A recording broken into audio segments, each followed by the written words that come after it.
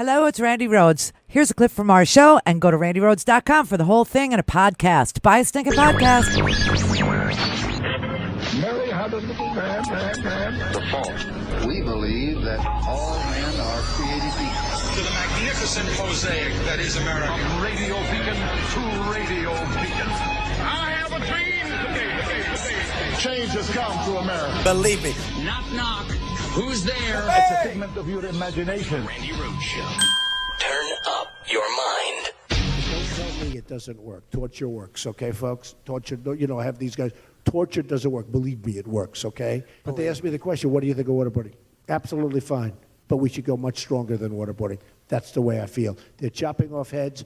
Believe me, we should go much stronger. You're not going to win if we're soft and they have no rules. Now, I want to stay within the laws. I want to do all of that, but I think we have to increase the laws. Yes, I would bring back waterboarding, and I'd make it a hell of a lot worse than waterboarding. Yeah, what did you have in mind? I had in mind going worse than waterboarding. It's enough. What do you think about waterboarding, Mr. Trump? I said, I love it.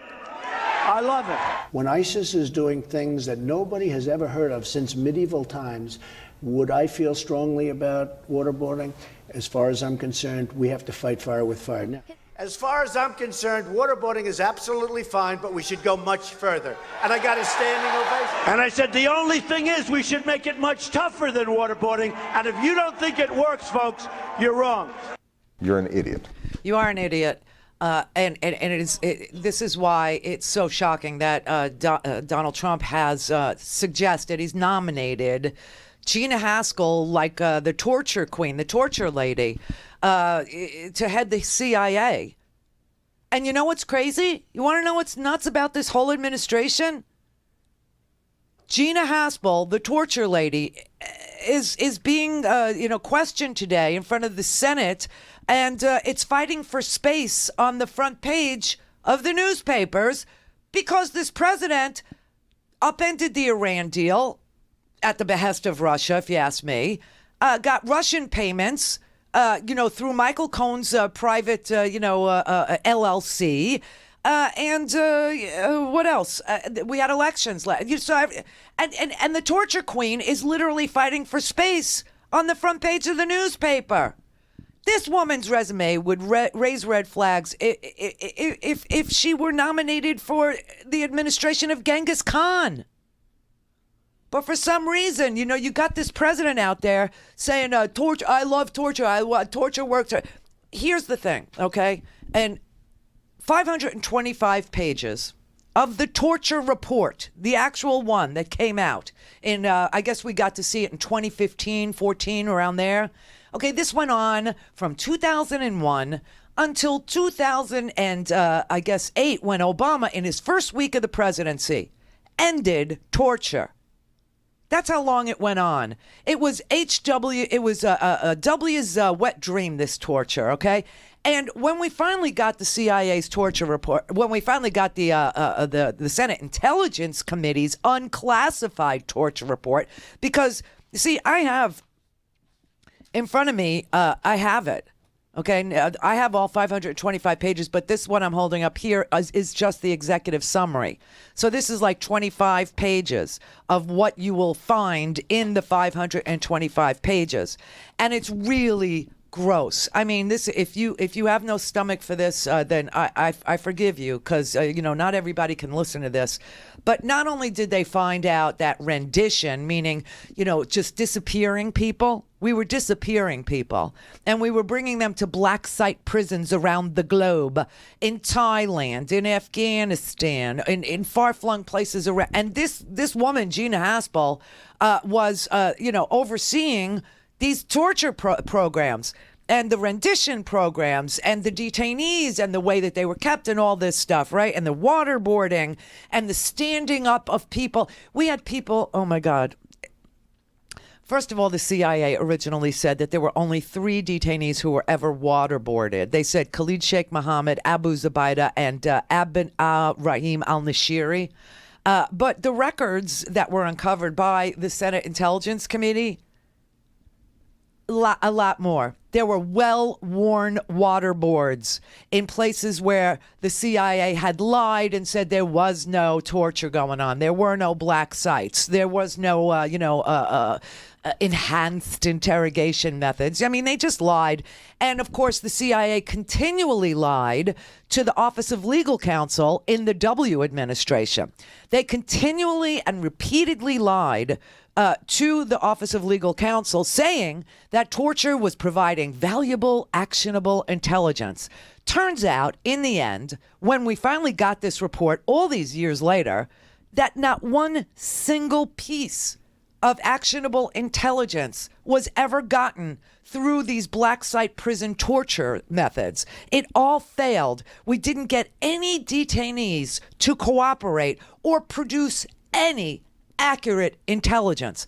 That, in the end, is the truth about this heinous, barbaric, grotesque treatment of, and by the way, 26 of the detainees were wrongly held. They did nothing, absolutely nothing. And yet, the CIA continually reported that these methods were working. They were producing actionable intelligence. And I want you to know what these methods were, okay? Some of the prisons were, there was one in Afghanistan, the salt pit, the dark prison, they called it. The whole place was pitch black all the time, 24/7, always, pitch black. To the point where the interrogators would have to wear like mining helmets, okay? They'd have to have lights on the top of their helmets so that they could see where they were going. This place was pitch black all the time, freezing freaking cold. Except for some rooms. Some rooms in the dark prison had constant flashing strobe lights. And even in the pitch black dark, they were blasting like speed metal, you know, like the really, really annoying speed metal crap that would be foreign to your ears probably, but definitely to a guy picked up in Afghanistan. I mean, never, you know. And they just blasted them. And also they had people working in these black sites, junior officers with zero relevant experience in interrogation or even detention, things in their background that would have disqualified them from even working at CIA at all. The CIA should have flagged these people. The Senate Intelligence Committee found that some of the employees had no training whatsoever and had personal histories of violence and mistreatment of others, okay? They had records, police records. One of the stories, November of 2002, you had a detainee who was being held naked and chained to the floor, okay? And this guy, this is Gul Rahman. He died of hypothermia. He died. He froze to death in one of these in the dark prison in Afghanistan, okay? They call it, they all had colors. The sites were all named. This was Cobalt Site. Cobalt Site, they said, was dark like a dungeon, and that the experts who visited Cobalt Site, the dark prison in Afghanistan, had never, ever seen an American prison where anybody was ever held in such conditions. It was so dark that they said that they had to have flashlights, headlamps on their helmets so that they could find the cells. And then as they would go to another part of the prison, there was strobe lights constantly, with prisoners hanging naked from their wrists and standing on broken legs, broken ankles, wounded prisoners. Some of the detainees were fed rectally so that they wouldn't dehydrate and die. But they wouldn't give them water, so they just decided to do some. This is a method of deep control, okay? Really, lording over a person, controlling everything about a person. And so they would rectally feed a detainee, a guy who had broken legs or a guy who had broken feet. And they'd put this guy in a stress position and rectally feed him. And when it was time for him to expel fluid, there would be, in a dark room, they would release him from hanging and a bucket. And that's all he had, That's all he had. And so he was a wounded guy with broken legs, hanging in a stress position, being rectally fed or hydrated, or whatever you prefer, and then forced to find his way to a bucket, whether he had to crawl on a freezing cold floor naked to get there. That was up to, in the dark. This is the crap that Trump says, I want to go stronger. I want to go. And none of it produced anything actionable. None of it. This is the first page of the Senate Intelligence, unclassified. Now, this thing was marked top secret, okay? And now it's crossed out and it's stamped unclassified. And we waited years for this report. And here was the number one thing. This is the first thing in the executive summary. It's labeled number one. The CIA's use of its enhanced interrogation techniques was not an effective means of acquiring intelligence or gaining cooperation from detainees. I'm only going to read you this one, okay? I'm not going to read you the rest of these pages because it's really, really, really dark and gross. And what I've just told you is the tip of the iceberg, baby. The tip of the iceberg. You had innocent people that we rounded up, and we knew that they were innocent, but we didn't know what to do, so we would threaten to kill their families unless they gave us something about someone in the village or somebody that they once met, when they were fishing or something, right? And we held guns up to people's head. We played Russian roulette with them. We did everything you could possibly imagine that Trump says was medieval that they did. We did worse. Over and over and over and over, hundreds and hundreds of times. Hundreds. They said 3 people. It's a lie. Okay, here's the first part of it.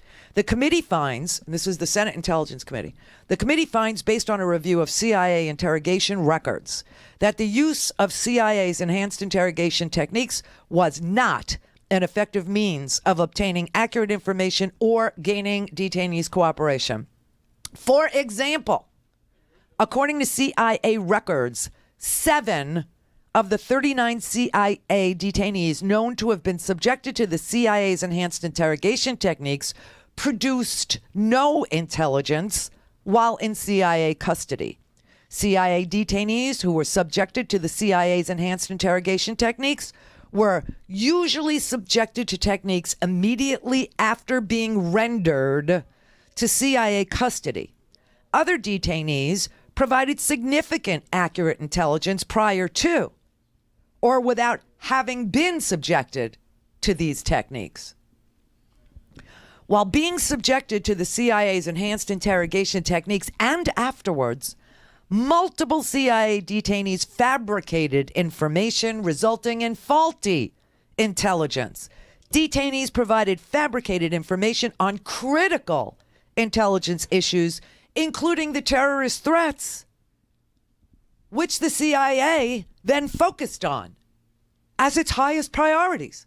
Fake freaking threats. At numerous times throughout the CIA's detention and interrogation program, CIA personnel assessed that the most effective method for acquiring intelligence from detainees, including from detainees that were considered to be the most high value, was to confront the detainees with information already acquired from the intelligence community. CIA officers regularly called into question whether the CIA's enhanced interrogation techniques were effective, assessing that the use of techniques failed to elicit detainee cooperation or produce accurate intelligence. There is number 2. I'm not going to read it, but I'm going to tell you what number 2 is. Number 2 is CIA's repeated lying to the Office of Legal Counsel in the Bush administration. Repeatedly lying to the OLC, the Office of Legal Counsel, saying that it was producing great intelligence. It was thwarting specific, threats. It was thwarting acts of terror. It was and that was all a lie. And Gina Haspel knew it was a lie. And Gina Haspel didn't say. And multiple CIA officials, who would all be better picks to head CIA than Gina Haspel, said that they would quit, They were made nauseous and sick by it, and they asked for transfer out of these black sites. That's how bad it was. The Randi Rhodes Show is live on RandiRhodes.com and the free Progressive Voices app for Android and iOS. Visit the App Store or ProgressiveVoices.com now. The president has asserted that torture works. Do you agree with that statement? Senator, I don't believe that torture works. I believe that in the CIA's program, and I'm not attributing this to enhanced interrogation techniques. I believe, as many people, directors who have sat in this chair before me, that valuable information was obtained from senior al-Qaeda operatives that allowed us to defend this country and prevent another attack. Is that a yes? No, it's not a yes. We got valuable information from debriefing of al-Qaeda detainees, and I don't think it's knowable whether interrogation techniques played a role in that. She doesn't think it's knowable. I got news for you. This 525 pages says it's knowable and says the answer to the question, does torture work, is no. This was torture this morning. This was torture, listening to her. And then, we had these tapes of enhanced interrogations, and Gina Haspel wrote a cable telling people it was okay to destroy all the evidence. Just shred it. And that is what happened. All these videotapes that were made of, I guess it's Khalid Sheikh Mohammed's or Abu Zubaydah's torture, which produced nothing. Abu Zubaydah's torture, 83 times they waterboarded this guy. He had no information. He knew nothing. There was nothing to tell. He was lying to make it stop. Nothing actionable ever came from it. And Dianne Feinstein was saying, you advocated for destroying these tapes, didn't you? Were you an advocate for destroying the tapes? Senator, I absolutely was an advocate if we could, within and conforming to U.S. law, and if we could get policy concurrence to eliminate the security risk posed to our officers by those tapes, and the consistent legal advice. Aware of what those tapes contained? No, I never watched the tapes, but I understood that our officers' faces were on them and that was very dangerous at a time when there were unauthorized disclosures that were exposing the program. But it also exposed how the program was conducted, because they were tapes of the actual interrogation of 92 detainees, as I understand it. No, the tapes were recordings of only one detainee. It was 92 tapes of one detainee. All right. Well, thank you for that.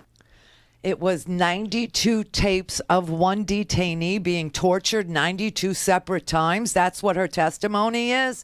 And yes, she advocated for the destruction of these tapes because she doesn't understand that on the simplest video, you can blur out faces. You can, pixelate a face, or you could put a big blue dot like the Patty Bowman blue dot. Remember that from the Kennedy trials? Patty Bowman, she was the one that,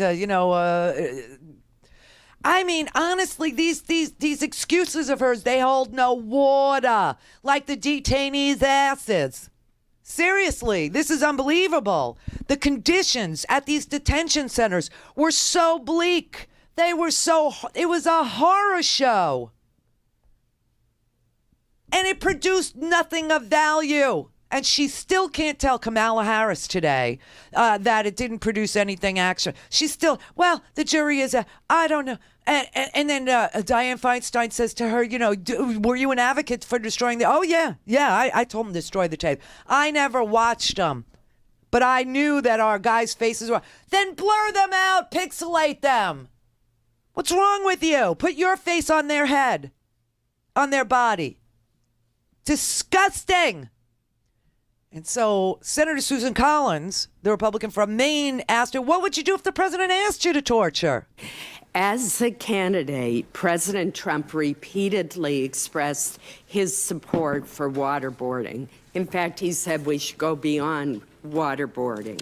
So if the CIA has a high-value terrorism suspect in his custody, and the president gave you a direct order to waterboard that suspect, what would you do? Senator, I would advise, I do not believe the president would ask me to do that. Why not? But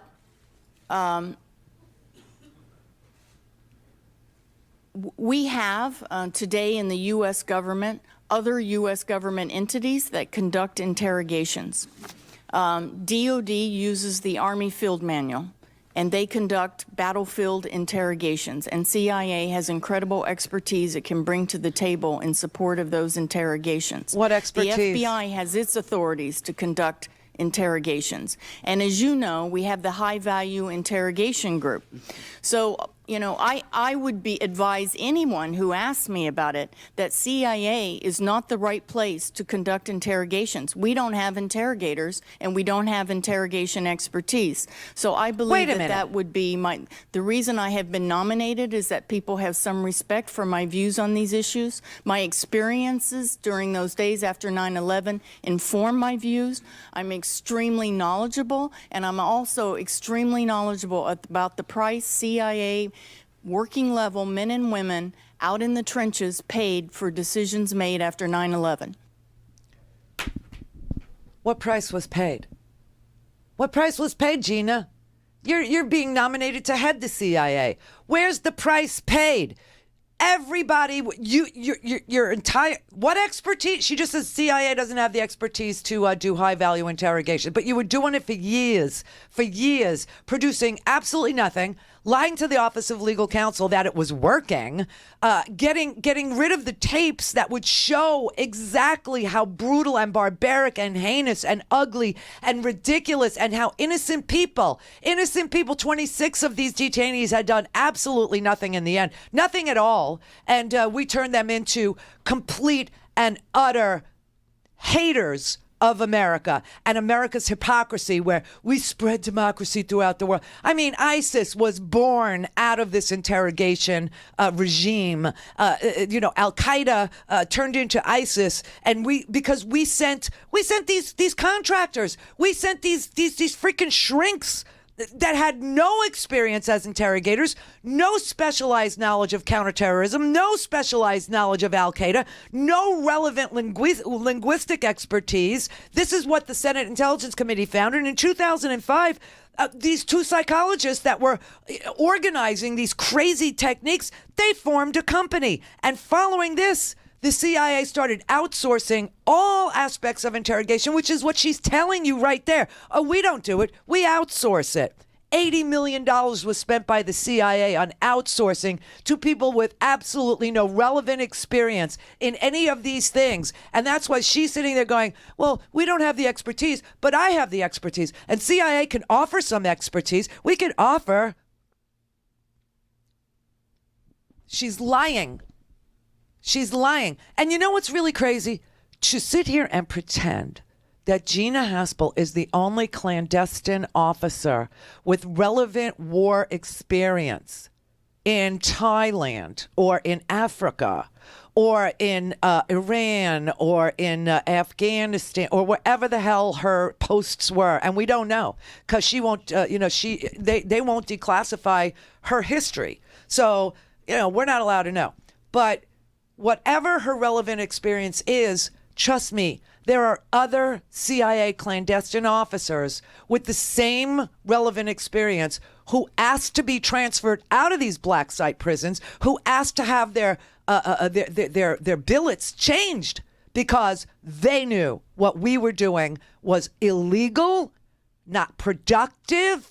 In fact, it was sending us on wild goose chases and false leads that were wasting America's time. We've never had another 9/11. And that's not because what we have is ISIS now, because we did these things. We brutalized people.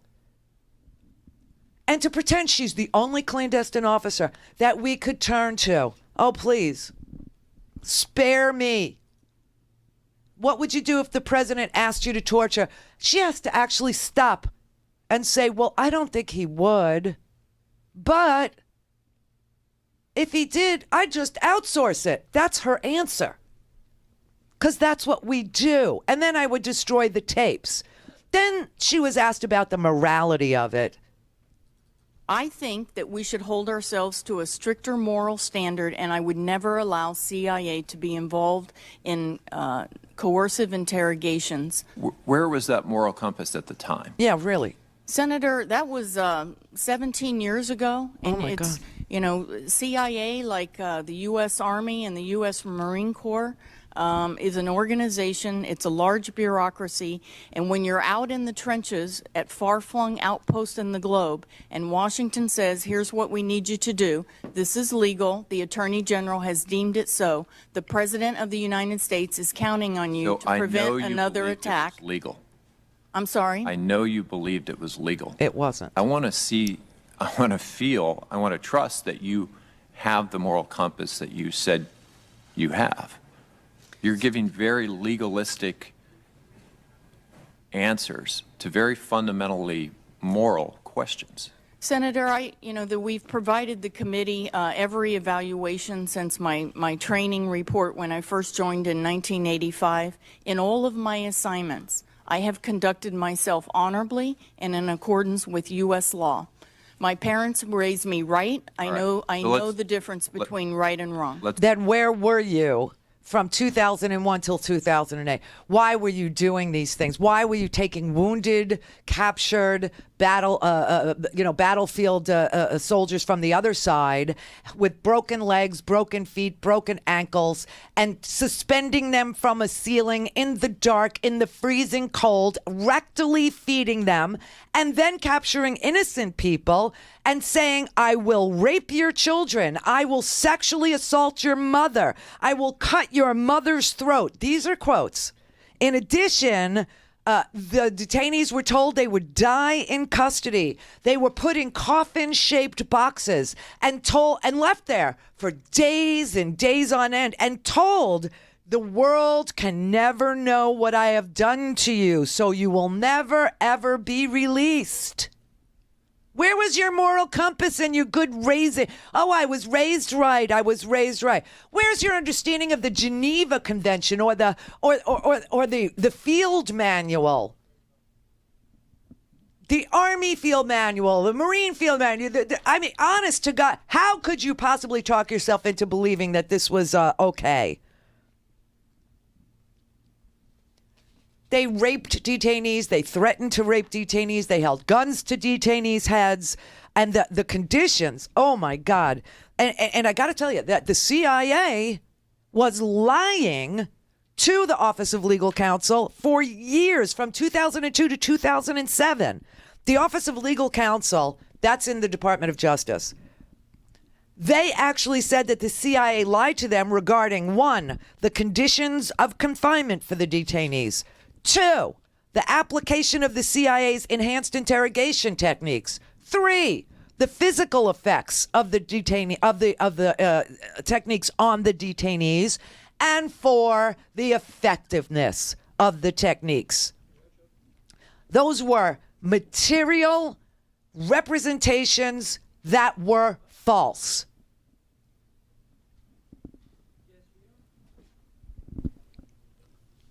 This woman, let me tell you, they better have a plan B for this one, because I just can't. And you know, every Republican is going to vote for her. Every single one is going to vote for her. But if you're entrusted with this responsibility, I need to at least get a sense of what your moral code says about those kind of actions, because there is the potential that this president could ask you to do something. He obviously believes in these procedures, but even if he asks you to do something that is not directly related to detention and interrogation, but if he asks you to do something that you believe is morally questionable, even if there is an OLC opinion that in effect gives you a get-out-of-jail-free card, what will you do in that action when you are the director of the CIA? Senator, my father's watching today. He served 33 years in the Air Force. My parents gave me a very strong moral compass. I support the higher moral standard that this country has decided to hold itself to. I would never, ever take CIA back to an interrogation program. First of all, CIA follows the law. We followed the law then. No. We follow the law today. You lied. I support the law. You lied. I wouldn't support a change in the law, but I'll tell you this. I would not put CIA officers at risk by asking them to undertake risky, controversial activity again. Ms. Haspel, Again. my question is this.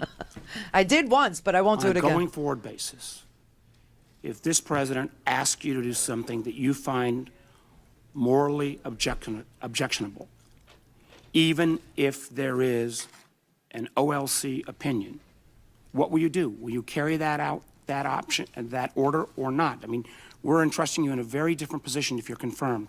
I just need to know what your response to Senator, that would be. my moral compass is strong. I would not allow CIA to undertake activity that I thought was immoral, even if it was technically legal.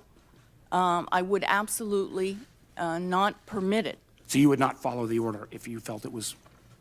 No, I believe that CIA must undertake activities that are consistent with American values. America is looked at all over the world as an example to everyone else in the world, and we have to uphold that, and CIA is included in that. Oh, okay. So from 2002 to 2007, you understood that the whole world was going to watch what we did with our prisoners in a battlefield situation, and you decided your moral compass permits you to threaten the lives of detainees' wives, mothers, sons, daughters with rape, and keep them in dark holes and freezing cold and blasting speed metal 24/7 for years on end. And then when they start to, show symptoms of paranoia and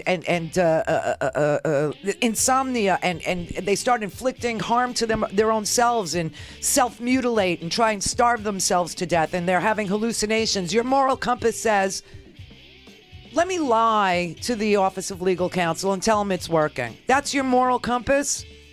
Well, I would never do it again. No, because they staff it out now. Now because they contract it out to interrogators with less experience than she had. Go to RandiRhodes.com for the whole thing and a podcast. Buy a stinking podcast.